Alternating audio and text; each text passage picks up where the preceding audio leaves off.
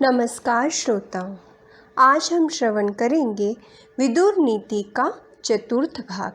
सर्वप्रथम उस सर्वोच्च शक्ति को विनम्र अभिवादन। सभी श्रोताओं के हृदय में विराजमान अद्वितीय शक्ति को नमन। वक्रतुंड महाकाय सूर्यकोटि समप्रभ निर्विघ्नं कुरु मे देव सर्वकार्येषु सर्वदा। सर्वमंगलमांगल्ये शिवे सर्वार्थसाधिके शरण्ये त्र्यंबके गौरी नारायणी नमोस्तुते। सर्वप्रथम पूर्वावलोकन। कल की कथा में हमने श्रवण किया, व्याकुल और अधीर होकर महाराज धृतराष्ट्र महात्मा विदुर से कौतूहलपूर्ण प्रश्न करते हैं और महात्मा विदुर ने अपनी नीतियों के द्वारा उन्हें कई ज्ञानवर्धक बातें बताई। कल हमने विदुर नीति का चतुर्थ और पंचम अध्याय श्रवण किया, जिसमें महात्मा विदुर ने महाराज धृतराष्ट्र को समझाया कि पांडव उत्तम गुणों से संपन्न हैं, आप में पिता का भाव रखते हैं तो उनके साथ पुत्र भाव रखकर व्यवहार कीजिए। भगवान दत्तात्रेय की कई ज्ञानवर्धक बातों का उदाहरण दिया। स्वयंभू मनु के 17 प्रकार के पुरुष की बातों का विवेचन किया। 5 प्रकार के बल का उल्लेख किया। आज हम षष्ठम अध्याय में प्रवेश करेंगे। महात्मा विदुर आगे कहते हैं, जब कोई माननीय वृद्ध पुरुष निकट आता है उस समय नवयुवक व्यक्ति के प्राण ऊपर को उठने लगते हैं। फिर जब वह वृद्ध के स्वागत में उठकर खड़ा होता है और प्रणाम करता है तो पुनः प्राणों को वास्तविक स्थिति में प्राप्त करता है। धीर पुरुष को चाहिए, जब कोई साधु पुरुष अतिथि के रूप में घर पे आए तो पहले आसन देकर जल लाकर उनके चरण पखारे, फिर उनके कुशल क्षेम पूछकर अपनी स्थिति बताएं, बाद में आवश्यकता समझकर अन्न भोजन कराएं। वेद वेत्ता ब्राह्मण जिसके घर दाता के लोभ, भय या कंजूसी के कारण जल, मधुपर्क और गो को नहीं स्वीकार करता, श्रेष्ठ पुरुषों ने उस गृहस्थ का जीवन व्यर्थ बताया है। वैद्य, जर्राह, चीरफाड़ करने वाला, ब्रह्मचर्य से भ्रष्ट, चोर, क्रूर, शराबी, गर्भ हत्यारा, सेनाजीवी और वेद विक्रेता, ये यद्यपि पैर धोने के योग्य नहीं है, फिर भी यदि अतिथि होकर आए तो विशेष प्रिय यानी आदर के योग्य होते हैं। जो क्रोध न करने वाला, ढेला, पत्थर और स्वर्ण को एक सा समझने वाला, शोकहीन, संधि विग्रह से रहित, निंदा प्रसन्नता से शून्य, प्रिय अप्रिय का त्याग करने वाला तथा उदासीन है, वही भिक्षुक सन्यासी है। बुद्धिमान पुरुष की बुराई इस विश्वास पर निश्चिंत ना रहे कि वह दूर है। बुद्धिमान की बाहें बड़ी लंबी होती हैं, सताया जाने पर अब उन्हीं बाहों से बदला लेता है। जो विश्वास का पात्र नहीं उसको उस पर तो बिल्कुल विश्वास करे ही नहीं, किंतु जो विश्वास पात्र है उस पर भी अत्यधिक विश्वास ना करें। विश्वास से जो भय उत्पन्न होता है वह मूल का भी उच्छेद कर डालता है। मनुष्य को चाहिए कि वह ईर्ष्या रहित स्त्रियों का रक्षक, संपत्ति का न्यायपूर्ण विभाग करने वाला, प्रियवादी, स्वच्छ वचन, मीठे वचन बोलने वाला हो। स्त्रियां घर की लक्ष्मी कही गई हैं। वे अत्यंत सौभाग्यशालिनी, पूजा के योग्य, पवित्र तथा घर की शोभा है, अतः इनकी विशेष रूप से रक्षा करनी चाहिए। जल से अग्नि बनती है, बिजली बनती है, ब्राह्मण से क्षत्रिय और पत्थर से लोहा पैदा होता है। इनका तेज सर्वत्र व्याप्त होने पर भी अपने उत्पत्ति स्थान में शांत हो जाता है। अच्छे कुल में उत्पन्न अग्नि के समान तेजस्वी, क्षमाशील, विकार शून्य संत पुरुष सदा काष्ठ में अग्नि की भांति शांत भाव से स्थित रहते हैं। जिस राजा की मंत्रणा को उसके बहिरंग एवं अतिरंग सभासद तक नहीं जानते, सब और दृष्टि रखने वाला वह राजा चिरकाल तक ऐश्वर्य का उपभोग करता है। आगे महात्मा विदुर ने महाराज धृतराष्ट्र से कहा, महाराज, धर्म, काम और अर्थ संबंधी कार्यों को करने से पहले ना बताएं, करके ही दिखाएं। ऐसा करने से अपनी मंत्रणा दूसरों पर प्रकट नहीं होती।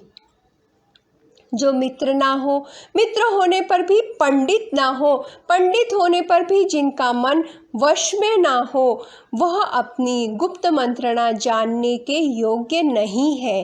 राजा अच्छी तरह परीक्षा किए बिना किसी को अपना मंत्री ना बनावे, क्योंकि धन की प्राप्ति और मंत्र की रक्षा का भार मंत्री पर ही रहता है। जिसके धर्म, अर्थ और काम विषयक सभी कार्यों को पूर्ण होने के बाद ही सभासदगण जान पाते हैं, वही राजा समस्त राजाओं में श्रेष्ठ है। अपने मंत्र को गुप्त रखने वाले उस राजा को निसंदेह सिद्धि प्राप्त होती है। जो मोहवश बुरे कर्म करता है, वह उन कार्यों का विपरीत परिणाम होने से अपने जीवन से भी हाथ धो बैठता है। उत्तम कर्मों का अनुष्ठान तो सुख देने वाला होता है, किंतु उन्हीं का अनुष्ठान ना किया जाए तो वह पश्चाताप का कारण माना गया है। जैसे वेदों को पढ़े बिना ब्राह्मण श्राद्ध का अधिकारी नहीं होता, उसी प्रकार संधि, विग्रह, यान, आसन, द्वेष भाव और समाश्रय नामक 6 गुणों को जाने बिना कोई गुप्त मंत्रणा सुनने का अधिकारी नहीं होता। राजन, जो संधि, विग्रह आदि 6 गुणों की जानकारी के कारण प्रसिद्ध है, स्थिति, वृद्धि और ह्रास को जानता है तथा जिसके स्वभाव की सब लोग प्रशंसा करते हैं, उसी राजा के अधीन पृथ्वी रहती है। जिसके क्रोध और हर्ष व्यर्थ नहीं जाते, जो आवश्यक कार्यों की स्वयं देखभाल करता है और खजाने की भी स्वयं जानकारी रखता है, उसकी पृथ्वी पर्याप्त धन देने वाली ही होती है। भूपति को चाहिए कि अपने राजा नाम से और राजोचित छत्र धारण से संतुष्ट रहे, सेवकों को पर्याप्त धन दे, सब अकेला ही ना हड़प ले। ब्राह्मण को ब्राह्मण जानता है, स्त्री को उसका पति जानता है, मंत्री को राजा जानता है और राजा को भी राजा ही जानता है। वश में आए हुए वध योग्य शत्रु को भी नहीं छोड़ना चाहिए। यदि अपना बल अधिक ना हो तो नम्र होकर उसके पास समय बिताना चाहिए और बल होने पर उसे मार डालना चाहिए, क्योंकि यदि शत्रु मारा न गया तो उससे शीघ्र ही भय उपस्थित होता है। देवता, ब्राह्मण, राजा, वृद्ध, बालक और रोगी पर होने वाले क्रोध को प्रयत्नपूर्वक सदा रोकना चाहिए। निरर्थक कलह करना मूर्खों का काम है।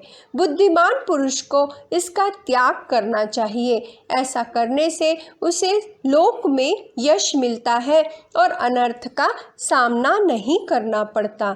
जिसके प्रसन्न होने का कोई फल नहीं और मूर्खता दरिद्रता का कारण है, ऐसा कोई नियम नहीं। संसार चक्र के वृत्तांत को केवल विद्वान पुरुष ही जानते हैं, दूसरे लोग नहीं।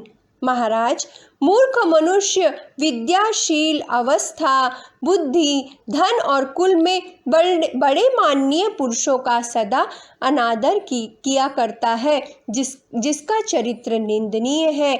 जो मूर्ख गुणों में दोष देखने वाला, अधार्मिक, बुरे वचन बोलने वाला और क्रोधी है, उसके ऊपर शीघ्र ही अनर्थ संकट टूट पड़ते हैं।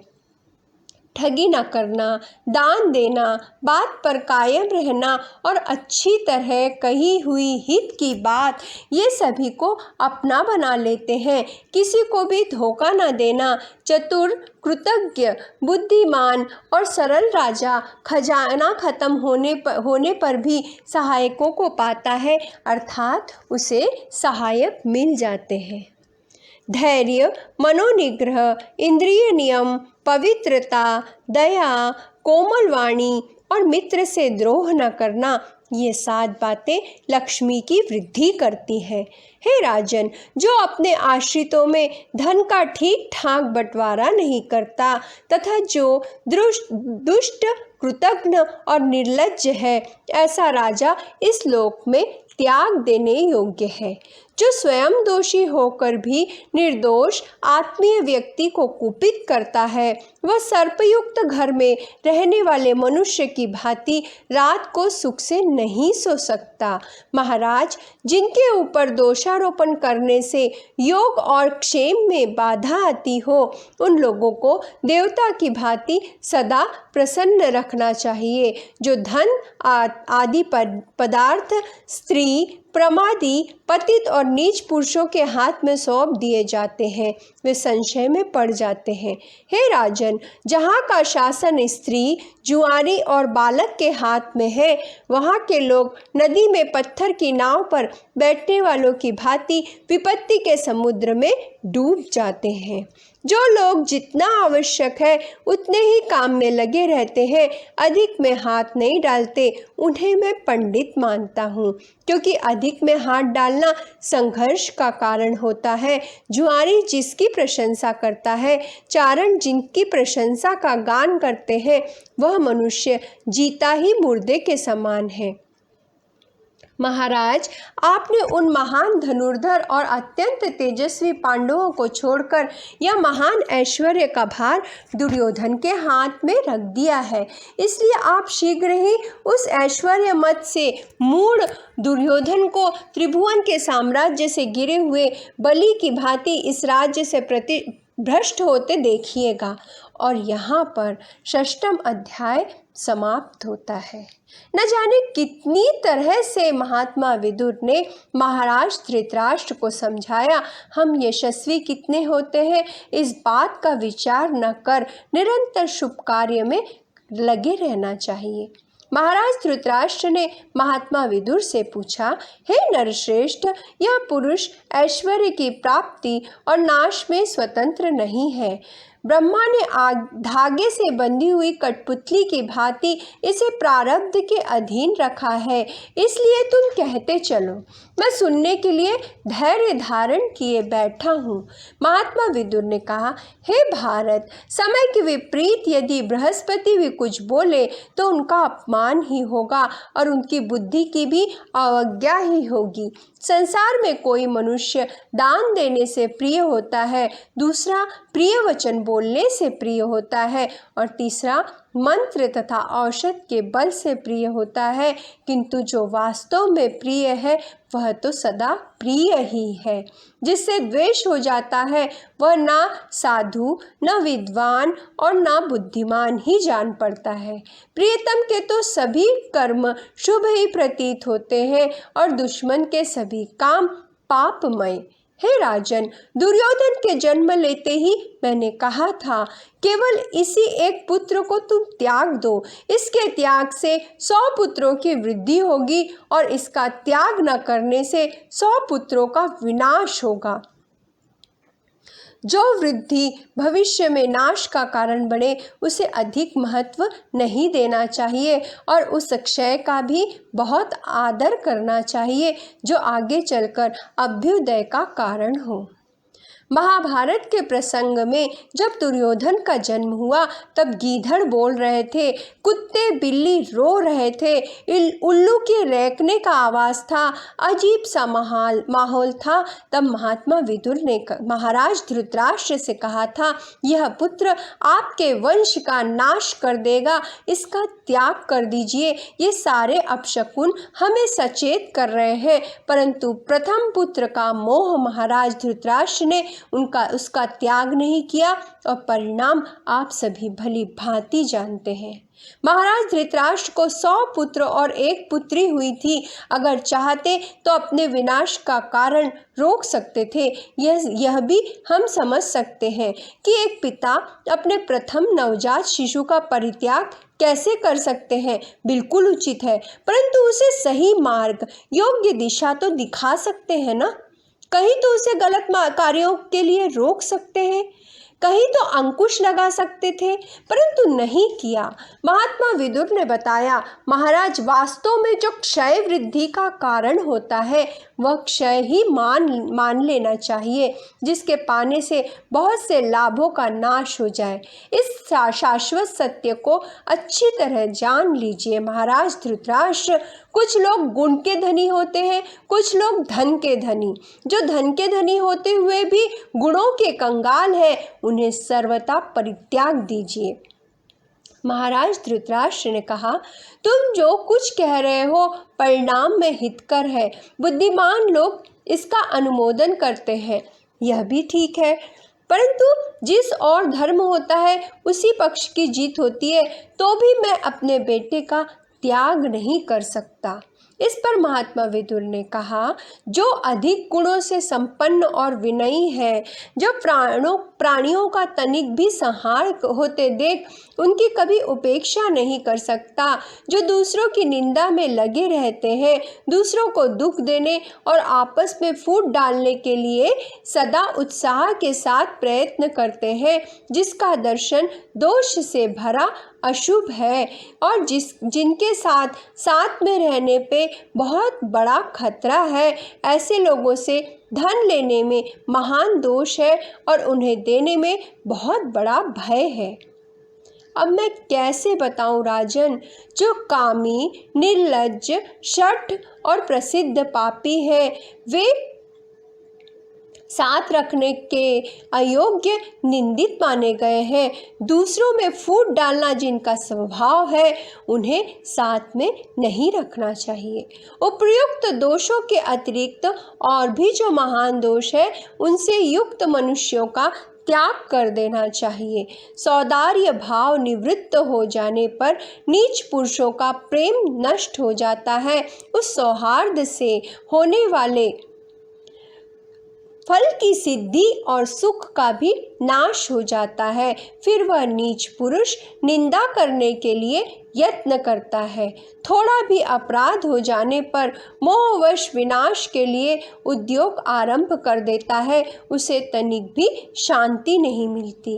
वैसे नीच, क्रूर तथा अजितेंद्रिय पुरुषों से होने वाले संग पर अपनी बुद्धि से पूर्ण विचार करके विद्वान पुरुष उसे दूर से ही त्याग दे। जो अपने कुटुंबी, दरिद्र, दीन तथा रोगी पर अनुग्रह करता है, वह पुत्र और पशुओं से समृद्ध होता है और अनंत कल्याण का अनुभव करता है।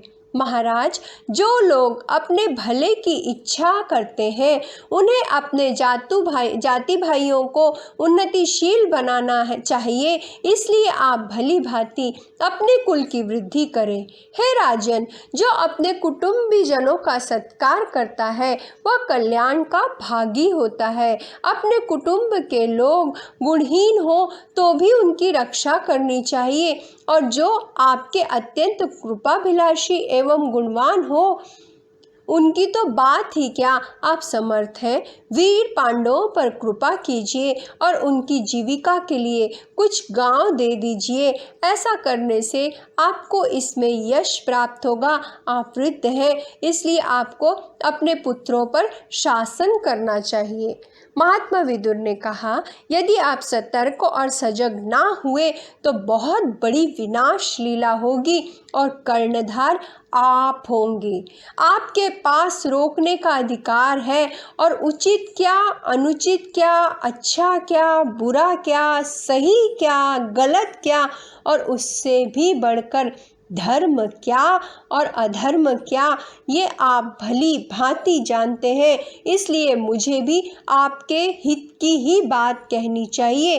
आप मुझे अपना हितैषी समझे। शुभ चाहने वाले को अपने जाति भाइयों के साथ कलह नहीं करना चाहिए, बल्कि उनके साथ मिलकर सुख का उपभोग करना चाहिए। जाति भाइयों के साथ परस्पर भोजन, बातचीत एवं प्रेम करना ही कर्तव्य है। उनके साथ कभी विरोध नहीं करना चाहिए। इस जगत में जाति भाई ही तारते हैं और डुबाते भी हैं। उनमें जो सदाचारी है वो तो तारते हैं, परंतु दुराचारी डुबा देते हैं। आप पांडवों के प्रति सद्व्यवहार करें। उनमें जो सदाचारी है वे तो तारते हैं और दुराचारी जो है वो डुबा देते हैं। आप उनके बारे में सोचिए। उनसे सुरक्षित होकर आप शत्रुओं के आक्रमण से बचे रहेंगे। विषैले बाण हाथ में लिए हुए व्याध के पास पहुंचकर जैसे मृग को कष्ट भोगना पड़ता है, उसी प्रकार जो जाति बंधु अपने धनी बंधुओं के साथ पहुंचकर दुख पाता है, उसके पाप का भागी वह धनी होता है। आप पांडवों को अथवा अपने पुत्रों को मारे गए सुनकर पीछे संताप करेंगे, अतः इस बात को पहले ही विचार कर लीजिए। इस जीवन का कोई ठिकाना नहीं है। जिस कर्म के करने से अंत में खाट पर बैठकर पश्चाताप करना पड़े, उसको पहले से ही नहीं करना चाहिए। आगे उन्होंने अत्यंत महत्वपूर्ण बातें बताई। शुक्राचार्य के सिवा दूसरा कोई भी मनुष्य ऐसा नहीं है जो नीति का उल्लंघन नहीं करता। अतः जो बीत गया सो बीत गया। अब शेष कर्तव्य का विचार आप जैसे बुद्धिमान पुरुषों पर ही निर्भर है। दुर्योधन ने पहले यदि पांडवों के प्रति यह अपराध किया है तो आप इस कुल में बड़े बूढ़े हैं। आपके द्वारा उसका मार्जन हो जाना चाहिए। यदि आप उनको राजपथ पर स्थापित कर देंगे तो संसार में आपका कलंक धुल जाएगा और आप बुद्धिमान पुरुषों के माननीय हो जाएंगे। जो धीर पुरुषों के वचनों के परिणाम पर विचार करके उन्हें कार्य रूप में परिणित करता है, शीघ्र उचित निर्णय आप लीजिए, क्योंकि जो धीर पुरुष होता है वह चिरकाल तक यश का भागी बना रहता है। महाराज, जीवन की एक एक श्वास अनमोल है, इसे व्यर्थ मत जाने दीजिए। आज का समय कल नहीं आता, अतः समय सूचकता, सजगता और सतर्कता अति आवश्यक है। वक्त से पहले किस्मत से ज़्यादा किसी को नहीं मिलता, कभी नहीं मिलता। अतः समाधान और संतुष्टता भी उतनी ही आवश्यक है। हम क्यों अपनी स्वार्थ पूर्ति के लिए दूसरे पर अन्याय करें? इससे भीषण दुष्कर्म तथा जघन्य अपराध, मेरे दृष्टिकोण से घृणित अपराध दूसरा हो ही नहीं सकता। ईश्वर पर विश्वास कीजिए, वो प्यार का सागर है। हमारे अच्छे कर्मों का वह अच्छा फल प्रदान करता है। महात्मा विदुर ने आगे कहा, कुशल विद्वानों के द्वारा भी उपदेश किया हुआ ज्ञान व्यर्थ है यदि उससे कर्तव्य का ज्ञान ना हुआ अथवा ज्ञान होने पर भी उसका अनुष्ठान ना हुआ।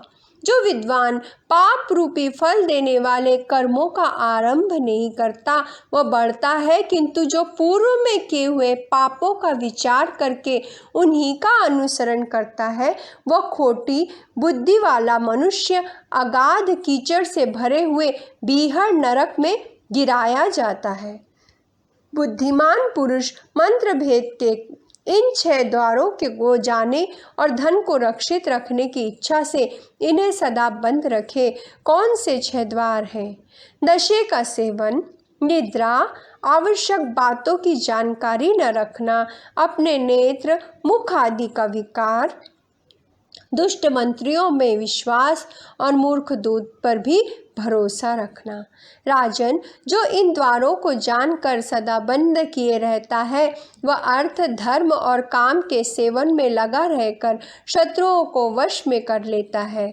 बृहस्पति के समान मनुष्य भी शास्त्र ज्ञान अथवा वृद्धों की सेवा किए बिना धर्म और अर्थ का ज्ञान नहीं प्राप्त कर सकता। समुद्र में गिरी हुई वस्तु नष्ट हो जाती है, जो सुनता नहीं उससे कही हुई बात नष्ट हो जाती है। अजितेंद्रिय पुरुष का शास्त्र ज्ञान और राख में किया हुआ हवन भी नष्ट ही है। बुद्धिमान तथा बुद्धि से जांच कर अपने अनुभव से बारंबार उनकी योग्यता निश्चय करें। फिर दूसरों से सुनकर और स्वयं देखकर भली भांति विचार करके विद्वानों के साथ मित्रता करें। विनय भाव अपयश का नाश करता है, पराक्रम अनर्थ को दूर करता है, क्षमा सदा ही क्रोध का नाश करती है और सदाचार कुलक्षण का अंत करता है। हे राजन, नाना प्रकार की भोजन सामग्री, माता, घर, स्वागत सत्कार के ढंग और भोजन तथा वस्त्र के द्वारा कुल की परीक्षा करें। जो विद्वानों की सेवा में रहने वाला वैद्य धार्मिक, देखने में सुंदर, मित्रों से युक्त तथा मधुरभाषी है, ऐसे सुहृद की सर्वथा रक्षा करनी चाहिए। अधम कुल में उत्पन्न हुआ हो या उत्तम कुल में, जो मर्यादा का उल्लंघन नहीं करता, धर्म की अपेक्षा रखता है, कोमल स्वभाव वाला तथा सल्लज्ज है, वह सैकड़ों कुलीनों से बढ़कर है। जिन दो मनुष्यों का चित्त से चित्त, गुप्त रहस्य से गुप्त रहस्य और बुद्धि से बुद्धि मिल जाती है, उनकी मित्रता कभी नष्ट नहीं होती। मेधावी पुरुष को चाहिए कि दुर्बुद्धि एवं विचार शक्ति से हीन पुरुष का तृण से ढके हुए कुएं के भांति परित्याग कर दे, क्योंकि उसके साथ की हुई मित्रता नष्ट हो जाती है।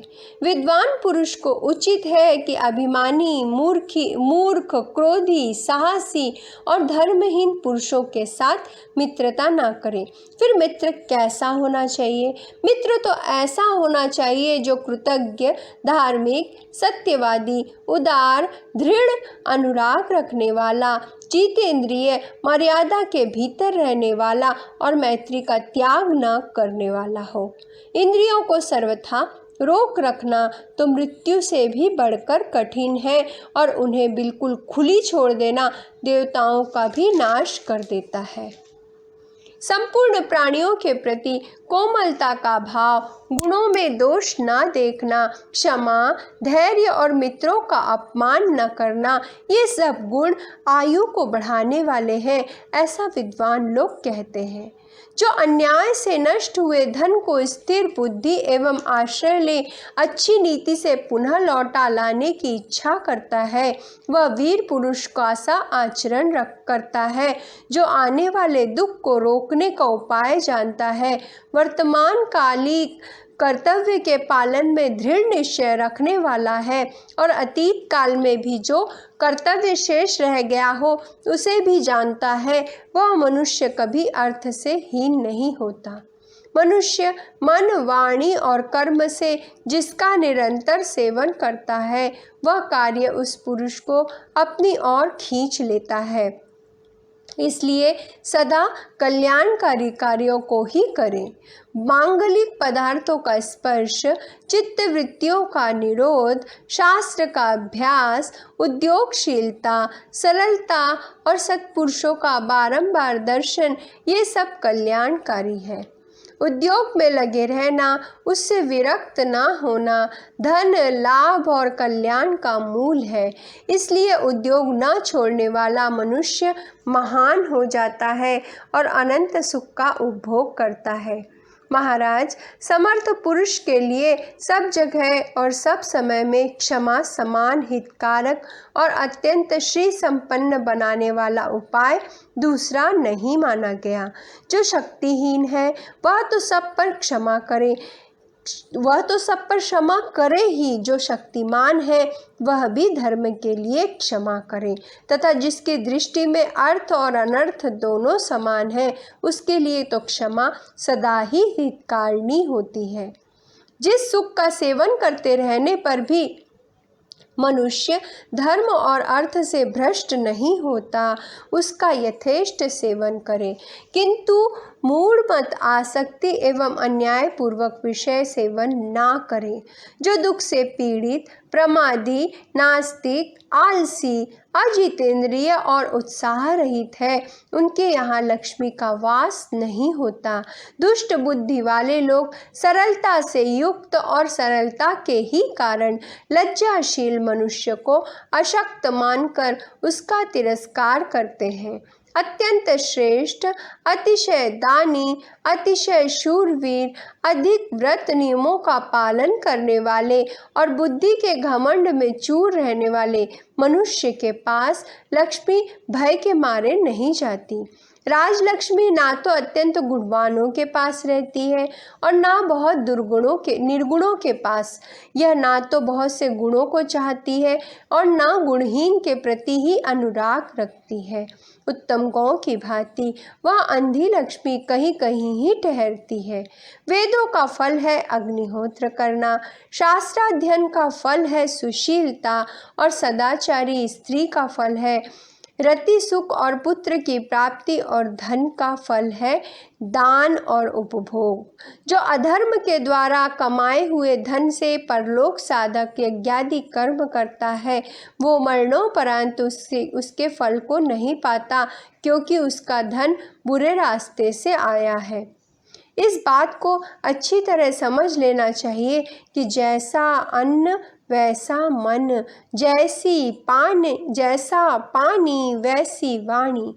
हम किस तरह का धन संचित करते हैं, अगर वो गलत मार्ग से आया है, जैसे किसी को लूट कर या परेशान कर, डरा धमका कर, बेबसी का फायदा उठाकर आया धन का अधिकांश भाग हमारे उपचार, औषधियों तथा व्यर्थ काम में नष्ट होगा। किसी दूसरे के अधिकार का धन छीनकर हम ज़्यादा दिन खुशियाँ नहीं मना सकते। हम सात्विक धन से ही सात्विक रह सकते हैं। घोर जंगल में, दुर्गम मार्ग में, कठिन आपत्ति के समय, घबराहट में और प्रहार के लिए शस्त्र उठे रहने पर भी सत्व मनोबल संपन्न पुरुषों को भय नहीं होता। उद्योग, संयम, दक्षता, सावधानी, धैर्य, स्मृति और सोच विचार कर परिणाम का विचार करना, इन्हें उन्नति के मूल का मंत्र समझिए। हम जो कार्य करने जा रहे हैं उसमें दक्षता यानी हम उसमें कुशल हो, माहिर हो। उदाहरणार्थ, मुझे विषय मिला, मैंने उसका कुछ भी अभ्यास नहीं किया, जानकारी नहीं ली, किताबें नहीं पढ़ी, ज्ञान अर्जित नहीं किया और कुछ भी उसके संक्षिप्त नोट्स नहीं बनाए, तो क्या होगा? संयम ना हो, धैर्य ना हो, किसी काम के प्रति सावधानी, सतर्कता ना हो, तो कोई भी अर्थ नहीं रह जाता।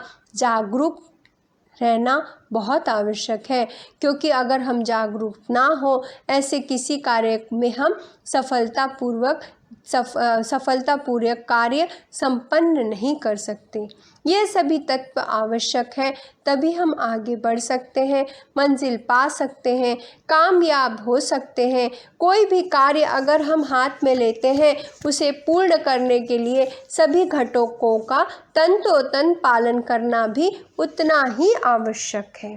तपस्वियों का बल है तप, वेदवेताओं का बल है वेद, असाधुओं का बल है हिंसा और गुणवानों का बल है क्षमा। महात्मा विदुर ने क्षमा पर बहुत जोर दिया। मनुष्य को क्षमावान होना चाहिए। जब हमारे साथ दूसरे अच्छा व्यवहार करें, तभी हम उनके साथ अच्छा व्यवहार करें, तो कोई बड़ी बात नहीं। जब दूसरों का व्यवहार बुरा हो, तब भी हम अच्छा व्यवहार करें, तो उनकी तरह कठोर शब्दों का प्रयोग ना करें, रूखे ना हो, तभी समझदारी है। ईश्वर को आशीर्वाद ही मांगना है कि उस सर्वोच्च शक्ति के प्रति सदा नतमस्तक रहना है। जल, मूल, फल, दूध, घी, ब्राह्मण की इच्छा पूर्ति, गुरु का वचन और औषधि, ये 8 व्रत के नाशक नहीं होते। जो अपने प्रतिकूल जान पड़े, उसे दूसरों के प्रति भी ना करें।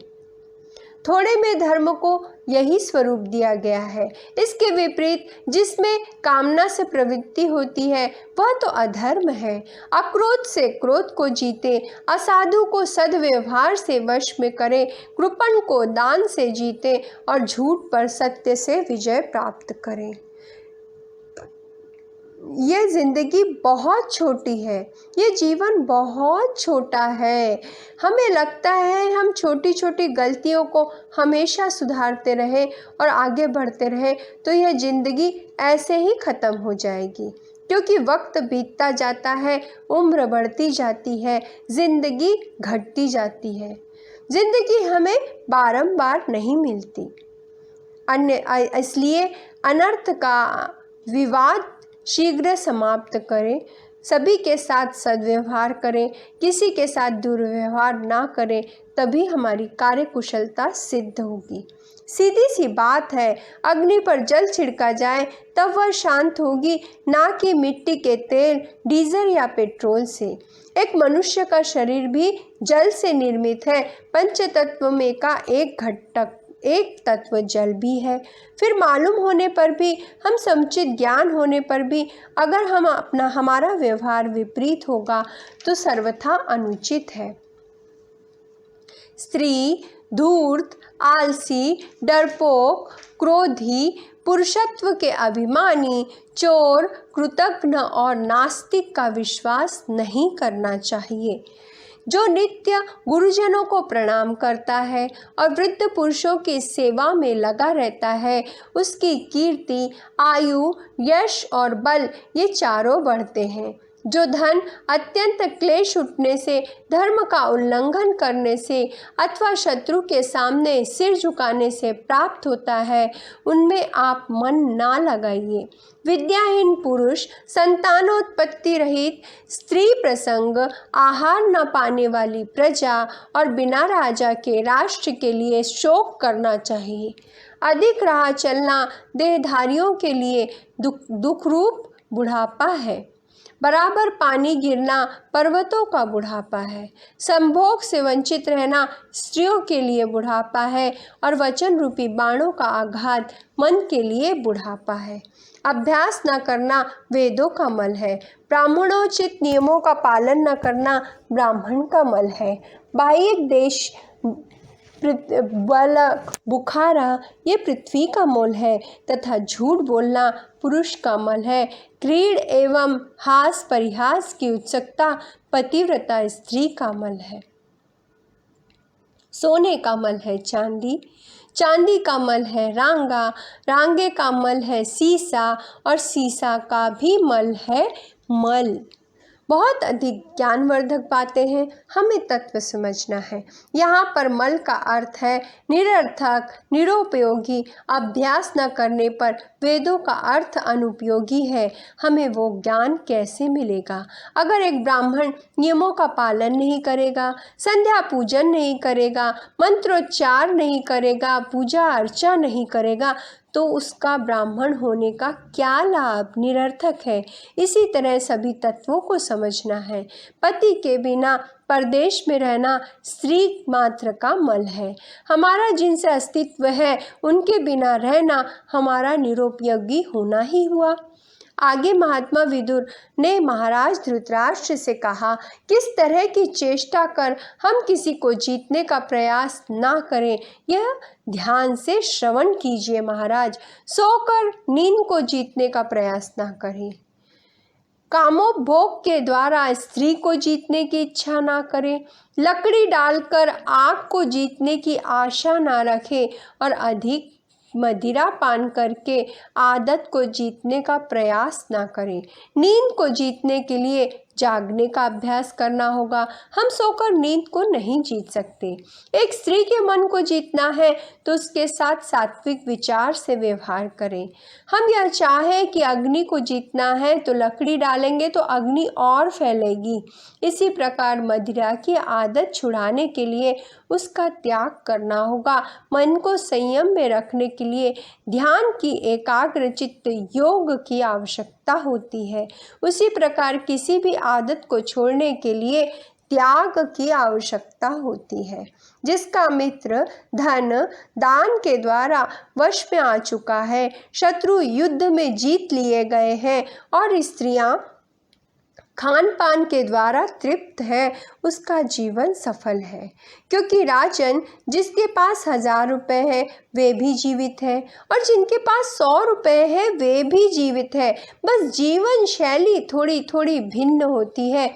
अतः महाराज धृतराष्ट्र, आप अधिक का लोभ छोड़ दीजिए, इससे भी किस तरह जीवन रहेगा ही। समाधान जीवन में बहुत आवश्यक है। नैतिकता कहती है अति सर्वर्थ वर्जयेत। कबीरदास जी कहते हैं, धीरज धर ले रे मना, धीरज से सब होए, माली सींचे 100 घड़ा, ऋतु आए फल होए।